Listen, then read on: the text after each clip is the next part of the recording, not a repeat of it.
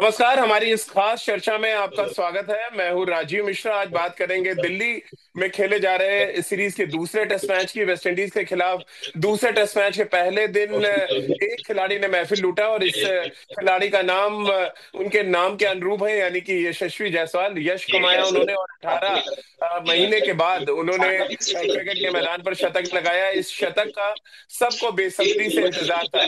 आज इसी शानदार शतक पर बातचीत करेंगे और साथ ही जिस अप्रोच के साथ यशस्वी जायसवाल ने बल्लेबाजी की और जिस तरह से एक लंबी इनिंग्स की दरकार उनके बैट से थी, ठीक उसी तरह की बल्लेबाजी भी वो करते नजर आए। इन सभी मुद्दों पे आज बहुत डिटेल में बातचीत करेंगे और वेस्टइंडीज की कमजोर बॉलिंग अटैक के खिलाफ किस तरह से यशस्वी अपनी पारी को आगे लेके गए और जो बड़ी साझेदारी उन्होंने साई सुदर्शन के साथ की, उस पर बातचीत करेंगे। और साई सुदर्शन को क्या ऑक्सीजन मिल चुका है, क्या नंबर 3 पर खोज पूरी हो चुकी है, क्योंकि 87 रन की पारी साई सुदर्शन ने भी खेली। इस मुद्दे पे भी बातचीत करेंगे। ज्वाला भाई, यशस्वी जायसवाल के कोच हमारे साथ इस समय जुड़ चुके हैं। ज्वाला भाई, ढेर सारी बधाई। एक लंबे समय से इंतजार था, छोटी छोटी पारियां तो आ रही थी, इंग्लैंड में भी कुछ अच्छे नॉक्स हमने देखे, लेकिन फाइनली शतक आ गया।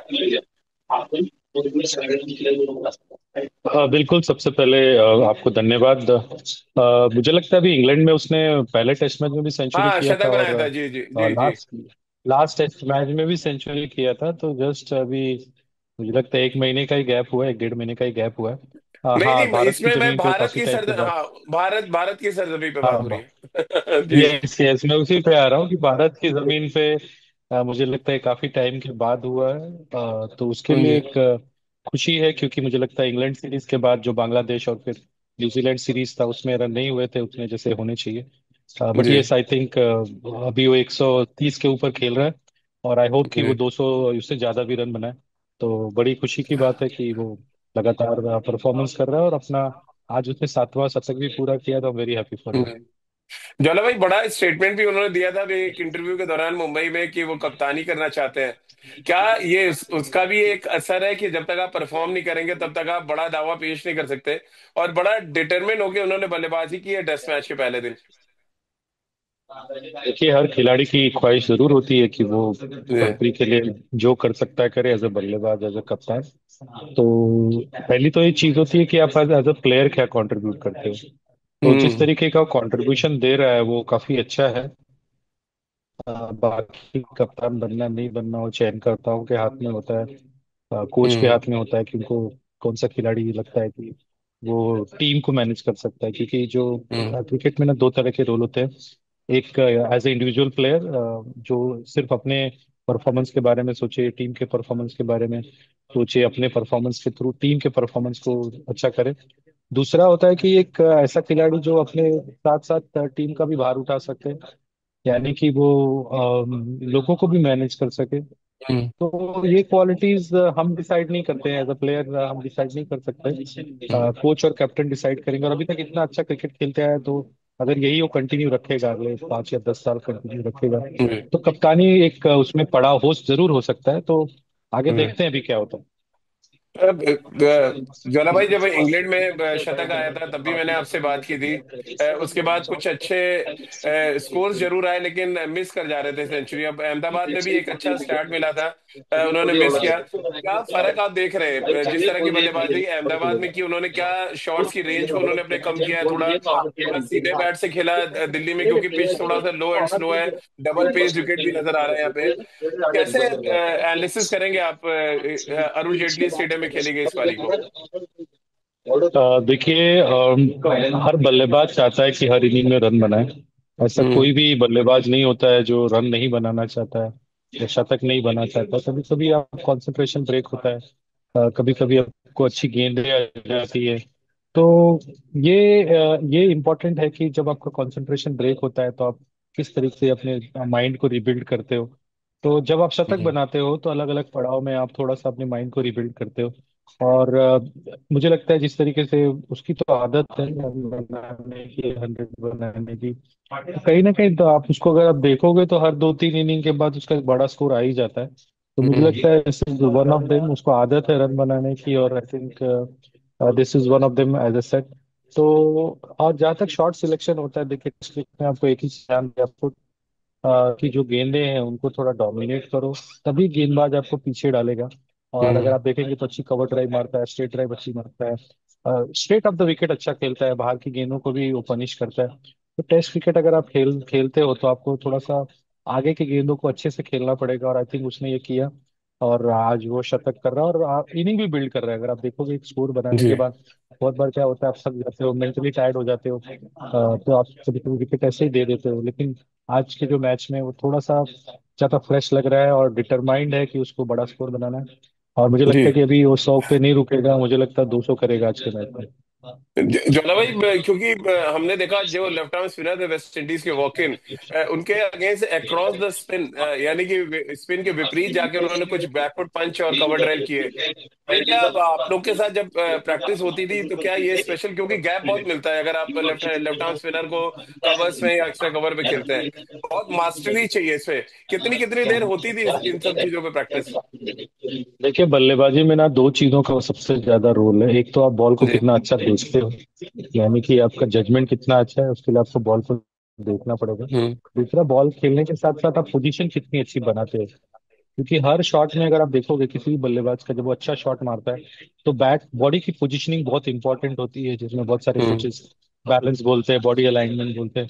तो मुझे लगता है अगर आप कोई भी गेंदबाज को खेल रहे हो और अगर आपका जजमेंट अच्छा है और आपने सही पोजीशन एक्वायर कर लिया, हम्म। एंटिसिपेशन आपका आपका बॉल देखने के बाद, थोड़ा सा टेक्निक में जा रहा, बॉल देखने के बाद आपको एंटिसिपेशन आता है, when you watching the ball well you are getting best of the anticipation. Anticipation के बाद आपकी पोजीशनिंग होती है, पोजीशनिंग के बाद आपका कनेक्शन होता है। तो मुझे लगता है जब उसकी एंटिसिपेशन अच्छी हो रही है और पोजीशन अच्छा बना रहा है, इसलिए वो उस तरह की शॉट्स खेल पा रहा है। और हम काफी प्रैक्टिस करते थे, किया करते थे। मुझे अभी भी याद है हम्म। कि एक मैच था जिसमें थोड़ा सा ऑफ साइड में बहुत सारे फील्डर लगा दिए थे, हम्म। Left arm left left arm गेंदबाज ने बार बार की लाइन कर रहा था, तो मैंने उसको सिखाया था कि कैसे अंदर आके थोड़ा सा मिड विकेट पे खेलना है। और अगले मैच में हम्म। मैंने देखा उसने 3 से 4 चौके मारे। हाँ, तो इस तरह का जी। वो क्रिकेट खेलते आ रहा है। और आई थिंक अर्जुन तेंदुलकर वो गेंदबाज थे उस टाइम पे, जी। एक स्कूल का मैच था। तो मुझे लगता है इस तरह का क्रिकेट वो खेलते आए हैं, he is very use two of it. और उसको हर 2-3 मैच के बाद अपने गेम में उसको पता है क्या बदलाव लाने हैं, और आई थिंक इसकी जी। वजह से आज वो इंटरनेशनल क्रिकेट में भी इतना सक्सेसफुल है। ज्वाला भाई, अच्छी बात क्या थी यशस्वी के बैटिंग में, उन्होंने पार्टनरशिप बड़ी अच्छी करी आज साई सुदर्शन के साथ। वो ऑक्सीजन देने का काम कर दिया एक तरह से साई सुदर्शन को, जिस तरह से रिलीज किया प्रेशर साई के ऊपर से। क्या नंबर 3 पे अब आइडियली आप देख रहे हैं, एक सेंचुरी मिस हो गई, 13 रन से पीछे रह गए वो। आगे का बॉल थोड़ा पीछे खेले, बड़ा शार्प टर्न हुआ, वॉक इन का एलबीडब्ल्यू हो गए। कैसे आप देख रहे हैं साई सुदर्शन की बल्लेबाजी को, कैसे रेट करते हैं? और 193 रनों की साझेदारी हुई दोनों के बीच में। नहीं, बिल्कुल, आई थिंक साई सुदर्शन ने काफी डोमेस्टिक में रन बनाया है, आईपीएल में रन बनाया हम्म। है। थोड़ा सा इंग्लैंड में जाके उतना नहीं कर पाए, एक आधा मैच उनको मिला था, तो इसका मतलब ये नहीं कि वो एक खराब प्लेयर है। मुझे हम्म। लगता है ये इनिंग उनके लिए बहुत ज्यादा इंपॉर्टेंट है, क्योंकि अभी ये जो नंबर 3 का जो पोजीशन है अभी भी इंडिया की टीम के लिए ओपन है।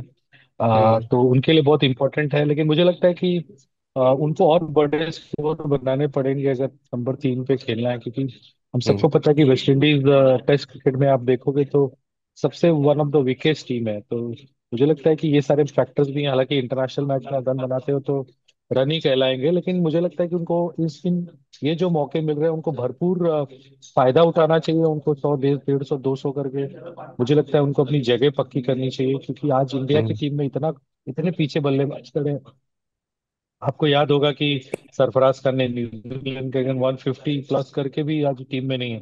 तो मुझे लगता है साई हम्म। सुदर्शन के लिए सुनहरा मौका है कि वो बड़ा स्कोर बनाए। अभी पता नहीं इंडिया की दूसरी इनिंग होगी कि नहीं होगी, लेकिन मुझे लगता है कि उन्होंने उन्होंने जी। 100 मिस कर दिया यहाँ पे। जोला भाई, चलते थे, आखिरी दो सवाल फटाफट ले लेते हैं। एक तो पिच आपने देखी आज पूरे दिन, थोड़ा सा डबल पेस लग रही है, और जिस पेस पे इंडिया ने बैटिंग करी है, आपको क्या लग रहा है कि टेस्ट मैच 3 दिन से आगे जाता दिख रहा है, या अहमदाबाद जैसे ही ये भी 2.5 दिन में खत्म होगा? अगर आप देखेंगे तो बल्लेबाजों की जो रन की पेस है ना उतनी तेज नहीं है, जी। अभी भी 3 के हाँ आसपास बिल्कुल। का औसत से रन बन रहा है। इसका मतलब अगर इंडिया खेलेगा तो कल टी टाइम तक तो इंडिया ही खेलेगा, अगर पूरी बैटिंग करता जी। है तो। अगर कल हम्म। इंडिया टी टाइम तक बैटिंग करता है, अप्रोक्सीमेट 150 ओवर के आसपास वो लोग खेलेंगे, तो उसके हिसाब से हम्म। 500, 550 रन इंडिया बना सकता है। और फिर मुझे लगता है ये वेस्ट इंडीज अगर उसके बाद 2 बार बल्लेबाजी करता है तो मुझे लगता है करीब 3.5 से 4 दिन वाला गेम है। यानी पिच को लेके बहुत ज्यादा साढ़े अ, तीन से चार दिन लेकिन पहले दिन बॉल घूमा जिस तरह से वॉर्किन पे आउट हुए के राहुल, उसको कैसे आप देखते हैं ज्वाला भाई? इतना लंबा टर्न हुआ पहले दिन टेस्ट मैच के।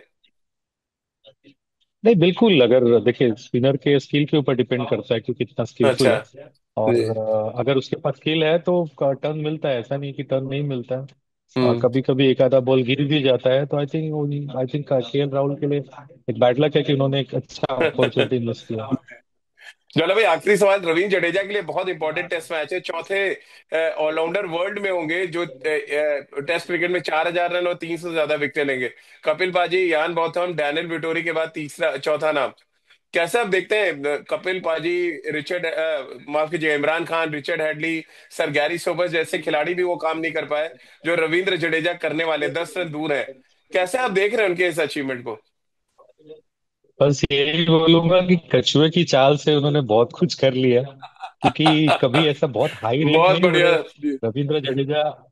अगर आप देखेंगे तो रविंद्र जडेजा के बहुत हाई रेट नहीं हुए कि एक सुपर ऑलराउंडर जी। ऐसा, तो धीरे धीरे उन्होंने अपनी गेंदबाजी पे काम करके वो एज अ टीम में, और आज आप देखेंगे तो पिछले करीब 2 सीरीज से वो बल्लेबाज के तौर पे बल्लेबाजों से भी ज्यादा रन बना रहे हैं। तो ये जी। बड़ी बोलते हैं ना, स्लो एंड स्टडी जो उनका स्पीड है। और ये अनबिलीवेबल है कि रविंद्र जडेजा ने जब हम्म। करियर शुरू किया था तो मुझे नहीं लगता था किसी ने सोचा होगा कि एज एन ऑलराउंडर ये इतना आगे आएंगे। लेकिन मुझे लगता है पिछले कुछ सालों में जिस तरीके से उन्होंने अपने प्रदर्शन किए हैं, आज उनको हम्म। शायद उसके वजह से इन खिलाड़ियों के साथ उनका नाम लिया जा रहा है, और उनके लिए बड़ी फख्र की हम्म। बात है, हम सबके लिए बड़ी फख्र की बात है। अहमदाबाद में तो हमने डिक्लेरेशन देखा था ज्वाला भाई, क्या दिल्ली में डिक्लेरेशन आप देख रहे हैं या ये, या आपको लग रहा है 4-5 शतक हम देखेंगे इस टेस्ट मैच में? अब मुझे लग रहा है कल टी टाइम के आसपास तक तो इंडिया खेलेगी। अब वो डिक्लेयर जी। करेगी कि नहीं करेगी वो तो कल बताएंगे। जी। लेकिन मुझे लग रहा है कल टी टाइम तक इंडिया खेलेगी, और उसके बाद फोर्थ डे के ये लंच और टी टाइम के बीच का मैच है, जो मेरा एक्सपीरियंस है। चलिए चलो भाई, बहुत बहुत शुक्रिया। मुझे पता है आप आपके खाने का टाइम हो रहा है और उस बीच में हमने आपको रोका, और क्योंकि यशस्वी ने इतनी अच्छी बल्लेबाजी की थी तो जाहिर सी बात है फैंस भी ये चाह रहे थे कि आपके बेस्ट विशेस वहां तक पहुंचे और आप आपके जो कमेंट्स होते हैं, क्रिकेटिंग कमेंट्स हैं, वो भी लोग सुन पाए। बहुत बहुत शुक्रिया। हम सब भी उम्मीद कर रहे हैं कि भारतीय टीम बहुत आराम से टेस्ट मैच जीतेगी और वर्ल्ड टेस्ट चैंपियनशिप में बेहतर अंकों के साथ अगली सीरीज में जाएगी। और यशस्वी, जैसे कि ज्वाला भाई ने कहा, कि इंतजार कीजिए, एक ये शतक नहीं है, इसको दोहरे शतक में बदलने की भी पुरजोर कोशिश रहेगी। बहुत बहुत शुक्रिया मतलब। बिल्कुल बिल्कुल, थैंक यू।